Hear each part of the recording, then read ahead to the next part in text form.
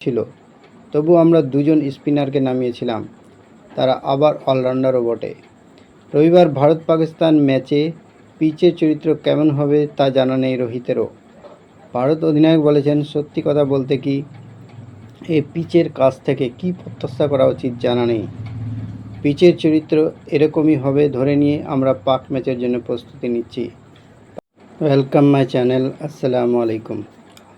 আলোচনা করব বিশ্বকাপের দল নির্বাচনে বড় গলদ মেনে নিলেন ভারত অধিনায়ক রোহিত শর্মা। হঠাৎ লাফিয়ে ওঠা বল আছড়ে পড়েছিল ভারত অধিনায়ক রোহিত শর্মার কাঁধে।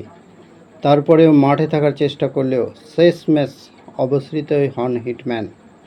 তার কাঁধের চোট এবং নিউ ইয়র্কের পিচ চিন্তায় রাখছে ভারত অধিনায়ককে। ভারতের দল নির্বাচন নিয়ে প্রশ্ন তুলে দিচ্ছে নিউ ইয়র্কের 22 গজ। 15 জনের দলে রয়েছেন 4 স্পিনার, কিন্তু পিচ যদি এমন আচরণ করে তাহলে তো 4 স্পিন খেলানোর কোনো রাস্তাই নাই। আয়ারল্যান্ডকে হারিয়ে ওঠার পরেও রোহিত স্বীকার করে নিয়েছেন নিউ ইয়র্কের ভেন্যু 4 সিমারের উপযুক্ত নয়। স্পিনারের প্রয়োজন পড়বে ওয়েস্ট ইন্ডিজে। হাসতে হাসতে রোহিত বলেছেন, মনে হয় না 4 স্পিনার খেলাতে পারবো আমরা। দল নির্বাচনের সময় ভারসাম্য আনতে চেয়েছিলাম, কিন্তু এখানকার কন্ডিশন সিমারদের জন্য উপযুক্ত। আমরাও সেই মতোই সিমারদের ব্যবহার করতে চাই। পরবর্তীতে ওয়েস্ট ইন্ডিজে দরকার পড়বে স্পিনারদের।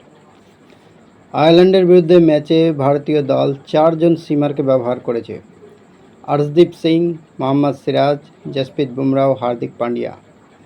তাদের সঙ্গে 2 জন অলরাউন্ডারকে ব্যবহার করা হয়েছে, অক্ষর পটেল ও রবীন্দ্র জাদেজাকে। তারা স্পিন বোলিং করতে পারেন। রোহিত বলেন, আয়ারল্যান্ডের বিরুদ্ধে যে পিচে ছিল, তবু আমরা 2 জন স্পিনারকে নামিয়েছিলাম, তারা আবার অলরাউন্ডারও বটে। রবিবার ভারত পাকিস্তান ম্যাচে পিচের চরিত্র কেমন হবে তা জানা নেই রোহিতেরও। ভারত অধিনায়ক বলেছেন, সত্যি কথা বলতে কি এই পিচের কাছ থেকে কী প্রত্যাশা করা উচিত জানা নেই। পিচের চরিত্র এরকমই হবে ধরে নিয়ে আমরা পাক ম্যাচের জন্য প্রস্তুতি নিচ্ছি। পাকিস্তানের বিরুদ্ধে ম্যাচে আমাদের 11 জনকে অবদান রাখতে হবে।